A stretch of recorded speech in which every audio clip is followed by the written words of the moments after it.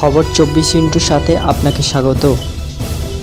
নতুন নতুন খবর জানার জন্য আমাদের চ্যানেলে চোখ রাখুন।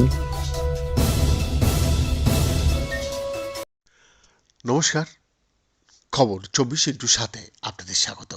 ময়নাগুড়িতে আরও একবার মোটর সেল উদ্ধার হলো। বৃহস্পতিবার এই সেলটি উদ্ধার হয় জলপাইগুড়ি জেলার ময়নাগুড়ি ব্লকের রামসাই গ্রাম পঞ্চায়েতের কাউয়াগাঁও গ্রামে। ঘটনায় নিয়ে ব্যাপক শোরগোল পড়েছে এলাকায়, আতঙ্ক ছড়িয়েছে এলাকায়। স্থানীয় সূত্রে জানা গিয়েছে, রামসাই গ্রাম পঞ্চায়েত এলাকায় রাস্তার কাজ শুরু হয়েছে। সেই কাজের জন্য তিস্তা নদী সংলগ্ন ওতলা বাড়ি থেকে প্রচুর বালি পাথর নিয়ে আসা হয়েছে। সেই বালি পাথরের মধ্যেই এই মোটর সেলটি পাওয়া গিয়েছে বলে অভিযোগ।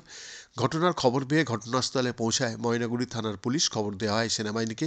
শুক্রবার সেনা জওয়ানরা ঘটনাস্থলে আসবে বলে পুলিশ সূত্রে জানা গিয়েছে। ফলে আপাতত পুলিশ সেলটিকে ঘিরে রেখেছে পুলিশ।